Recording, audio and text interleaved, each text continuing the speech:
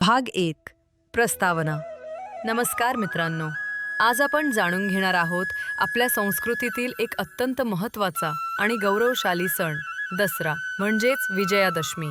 हा सण का साजरा केला जातो, यामागचं ऐतिहासिक, धार्मिक आणि सामाजिक महत्त्व काय आहे आणि भारतात वेगवेगळ्या ठिकाणी तो कसा साजरा होतो, हे सगळं आपण जाणून घेणार आहोत या व्हिडिओमध्ये. चला तर मग सुरुवात करूया. भाग 2 दसऱ्याचा इतिहास व कथा. दसरा किंवा विजयादशमी हा हिंदू धर्मातील एक प्रमुख सण आहे.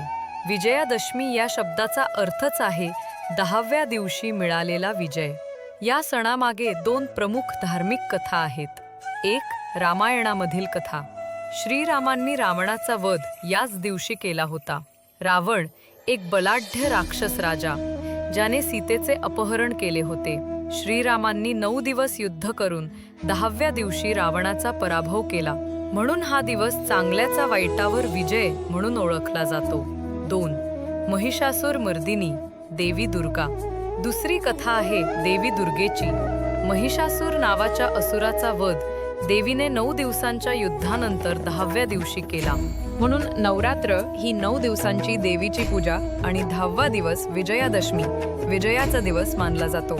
या दोन्ही कथांमधून एकच संदेश मिळतो: सत्याचा आणि धर्माचा विजय हा नेहमीच होतो. भाग 3 भारतात दसऱ्याचे विविध स्वरूपे. भारत हा विविधतेने नटलेला देश आहे आणि प्रत्येक राज्यात दसरा साजरा करण्याची वेगवेगळी परंपरा आहे. उत्तर भारत रामलीला आणि रावण दहन. उत्तर भारतात विशेषतः उत्तर प्रदेश, दिल्ली, बिहार आणि पंजाबमध्ये दसऱ्याच्या दिवशी रामलीला म्हणजे रामायणातील प्रसंग सादर केले जातात. रावण, कुंभकर्ण आणि मेघनादाच्या प्रचंड पुतळ्यांना अग्नी देऊन दहन केले जाते. लोक मोठ्या संख्येने हे पाहण्यासाठी जमतात. महाराष्ट्र शस्त्रपूजा आणि सोनं. महाराष्ट्रात दसऱ्याला शमीचे पान म्हणजे सोने म्हणून एकमेकांना दिले जाते. हे सोनं द्यायची परंपरा आहे कारण हे समृद्धीचे प्रतीक मानले जाते. शिवाय शस्त्रपूजा केली जाते. विशेषतः मराठा परंपरेत ही परंपरा फार महत्त्वाची आहे. पश्चिम बंगाल दुर्गा विसर्जन. दसरा म्हणजे दुर्गापूजाचा शेवट. पश्चिम बंगालमध्ये मोठ्या थाटामाटात दुर्गा मातेच्या मूर्तींचं विसर्जन केलं जातं. हा एक अत्यंत भावनिक क्षण असतो. आजचे बोछोर आबार होबे म्हणजेच पुन्हा या पुढच्या वर्षी असं म्हणत भक्तगण देवीला निरोप देतात. दक्षिण भारत गोळूची परंपरा. दक्षिण भारतात दसऱ्याला गोळू म्हणतात. घरात विविध देवी देवतांच्या मूर्तींचं प्रदर्शन मांडलं जातं.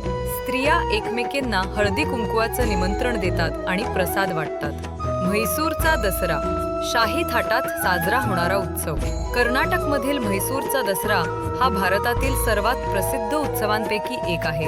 संपूर्ण शहर रोषणाईने झळाळतं. राजा आपल्या ऐतिहासिक राजवाड्यातून मिरवणूक काढतो आणि हजारो लोक त्यात सहभागी होतात. भाग 4 दसऱ्याचं आधुनिक महत्त्व.